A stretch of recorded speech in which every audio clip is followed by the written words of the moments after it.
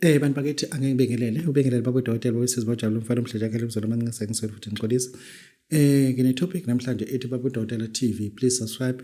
Currently we are sitting at 69,600 subscribers. You too have to subscribe to make us 70. We'll be proud.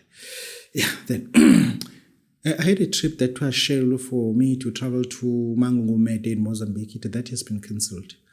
It has been cancelled, and then i-trip ekhona more likely ukuthi ngizobe ngise uNtsogo, eNgculweni, Jericho, that will be Swaziland, Kraaifontein, that will be in Johannesburg. Those trips that are available. In Kraaifontein, I'm going to meet the doctor from Malawi because we need to put certain things together. Yeah, my trip later, just Goli, Mozambique canceliwa. Then because I'm told that I just have to go that side. Kulendawo ngizibala uNtsogo, Ngculweni, Jericho, ngisuke lapho elandelayo izobe siba seJohannesburg. Iphasika nje ngizobe ngibhizi ngivolva. Yeah, bakithi ngeke ngiyayikhuluma lento eseqhamchamo. Ngeke ngiyikhuluma lento eseqhamchamo. Iseqhamchamo, other people they take it otherwise. Iseqhamchamo ngicela ukuphinde ngikufundise because people are still making that colossal mistake.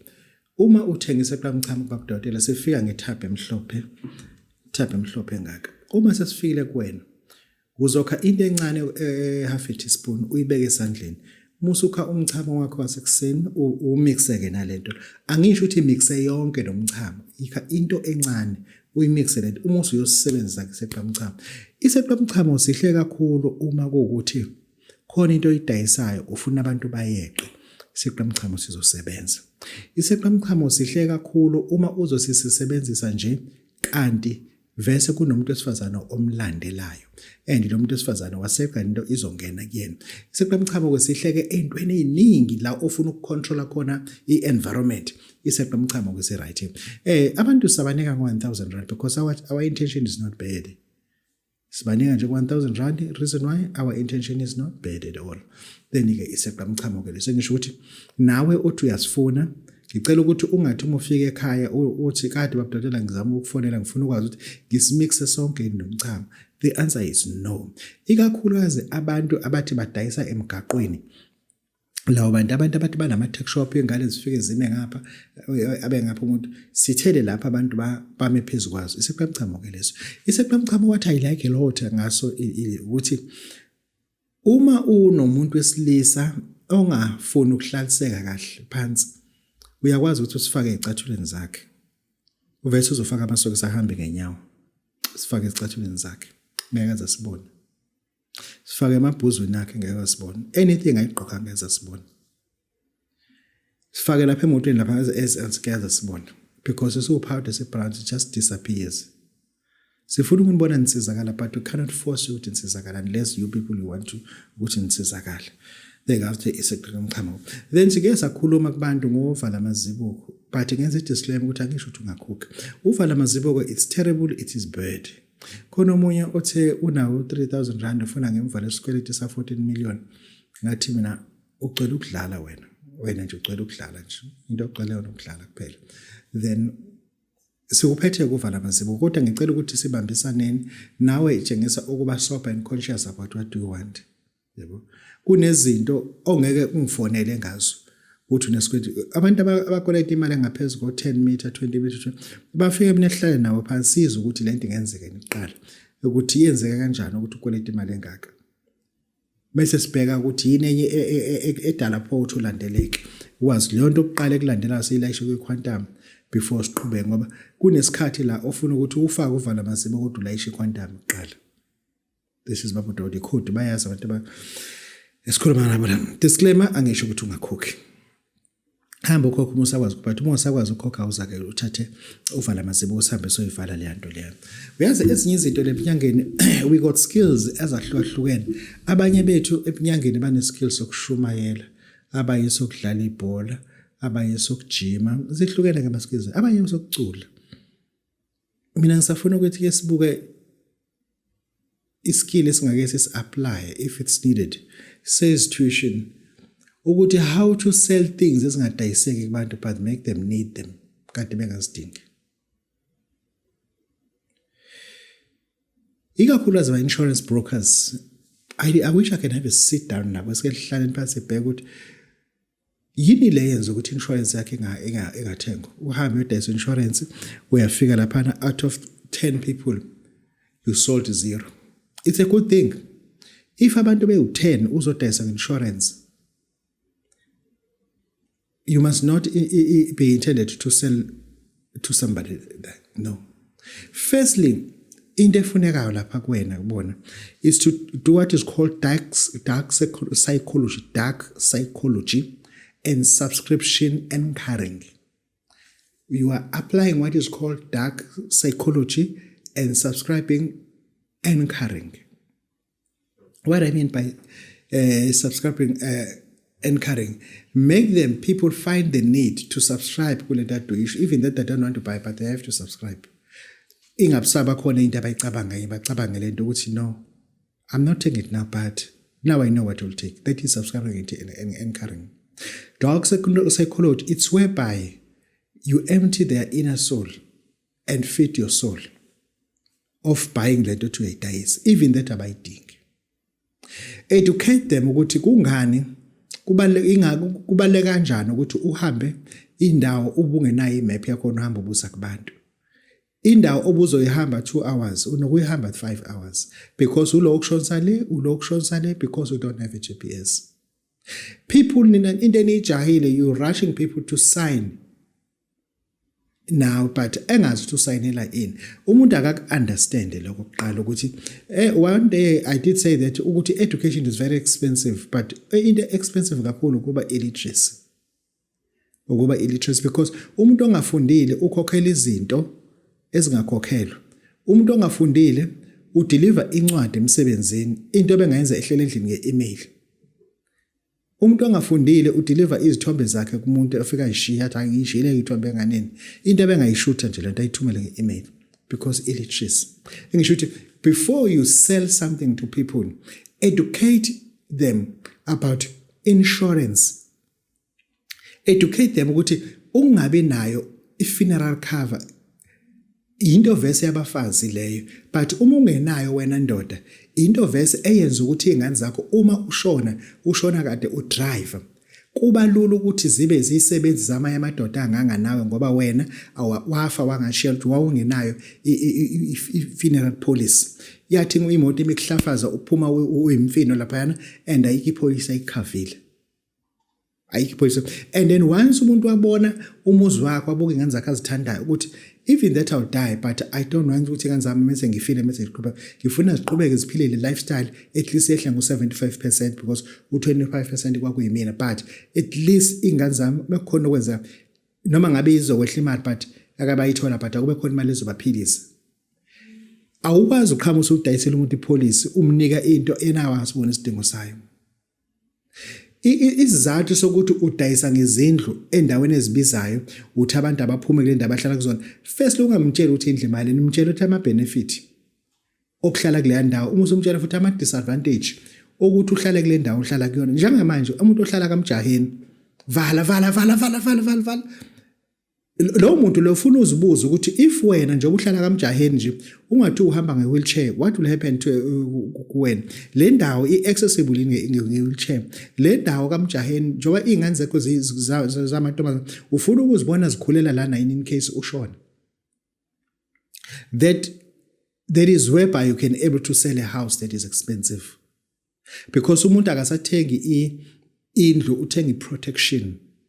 Akasayibuka i-price ubona i-investment ukuthi okay le ndlu idayisa u-850 ngo-2010 njengoba u-2010 nje ayimengakwazi ukuhlala kule ndlu for 8 years ngeke ngisakwazi ukuyidayisa u-850 verse izobe isigross ku-demand, i-value izobe isikhuphuka kakhulu. But uma ngiqhubeka ngihlala la kule ndlu yami engenamsebenzi lana engakhokhi ima-rate engakhokhi lutho verse after 8 years kuzobe sekunomfana la ngaphambili ogunda ovula indawo ogunda lapha yakunomfana obeka ama-fried odayisa ama-fried nama-wings nehunga. I-depression yale ndawo izobe isiwesi, ubugebengu kule ndawo uzobe sebukhuphuka kakhulu after 8 years. Uyabona-ke lo muntu othenga indlu ka-750 ukuthi akathengi indlu but uthenga i-protection. Kune-investment involved as well. That is whereby you sell something. That is whereby you sell something. and then usuyamenza ukuthi umuntu ke akwazi ukuthi ukukulandela ngaso sonke isikhathi umtshela sizoba nesinema sizoba neseminar esithengisa eEdward Hotel sizacela abasempakeni ukuthi siyabhuka endaweni ukuthi siyacela ukuthi nina ke enithanda ukuthi eMaritzburg sobe siserwa lo muntu manje ungena kwithi sibize subscribing and carrying uyafuna ukwahlalela ama settings akho lo muntu lo technical usengowakho thereafter uma usuqedile labantu bebe u15 akadebela and then sithe kwaba u10 funa ngathenga umuntu kuselaba u5 sithina laba u5 laba u5 sicela abantu aba-3 njengamanje ngisacela abantu aba-3 esizoba no one on one nabo aba-3 kuphela angicela iningi ngicela abantu aba-3 abazothatha le special engiza naso sekuvela ukuthi kune special ukuthi umuntu uthatha le policy manje. This is what you pay. If you buy this car now, uzozokhokha after 2 months. If you buy this house now, transfer duties awekho. If you buy now, this house now, this unit azowakhiwa la, ama transfer duties awekho. But ngicela njengamanje abantu aba-3 sohlala nabo ngela sibe side about awusho ukuthi bonke only need 3, can take only 3. And believe you me, uzoba naba u4. Bethi hayi ngeke besicela abantu umngeniswa nesibanibani. Une potential to buy. Indeed, bangangena bonke, but you applied what is called dark psychology. What you did? You applied what is called dark psychology. Rather than forcing people to buy, thengani, use cheap, abanandaba nokuba cheap, abazi ukuthi why they have to buy. Educate them first. Mase sebezo qediwe, then you say something about the special. Kodwa ucela abantu aba-3 enzokuhlala nabo ngoba nje ukuthi ufika nje bathi skini special engiphathele sona abanandaba nespecial abaqala ukulizo lelo gama futhi alikaze libasize uyokhuluma uzoqeda because i-opening yakho kufuze ukuthi ilingane ne-closing yakho. I-closing yakho ufuna kube iyona enomsindo kakhulu ukuthi kodwa yini ecela abantu aba-3 sibaningi kangaka la bantu aba-22 wena ufuna 3 uzothi okay ngizacela ngiqale ngalabo aba-3 ngiphinde futhi ngithatha abanye aba-3 uyabona manje usunabantu aba-3 shoot nabantu aba-9 abantu aba-22 abasayina manje unabantu aba-9 manje asebesayina akade ngeke bazosayina ngoba buthe wena ispecial kwasekuqaleni buzothi uqeda aba-2 bazobe sebambile mase laba u2 oyedwa fonele labanye abazobahlaleleni abahambe ngalo kwaVestland ayikho ekhulunywa lapho. Those are sales skills that you people must have. Then you can able to sell noma yini ifuna ukudayisa. Ngidayisa mina uNtombi kaYibhinca into ukusiza abantu abanayishimana. Price and carrying it's 1,500. R&D involved. Research and development it is involved. And bayithenga abantu compared to mengathi mina wena ngitshela ukuthi njoba uthi udayisa into ka 1,500 same as mine and yini wena udayisa ngaki. It because I first educated people why they should buy Intombi kaYibhinca ubani sim-identify yini inkinga ekuphi obani abanenkinga sathola ukuthi ingane ezikhuliswa ama-single parent izinenkinga ingane ezima-suburb izinenkinga umuntu obehlushwa isilwane esakhulu nenkinga namhlanje umuntu obathaba abantu besifazana ukuthi nenkinga ngalo ndlela what we apply is dark security is dark psychology. Thereafter sesifaka into esibiza ukuthi manje subscribing encouraging ukuthi uzoloyilalela ufuna ukuzwa okunye engizokusho ngako ufuna ukuzwa ngokuzokusho that person uzogcina ethengile vese. But in a week, we sell. Simple as that. What I do, we sell.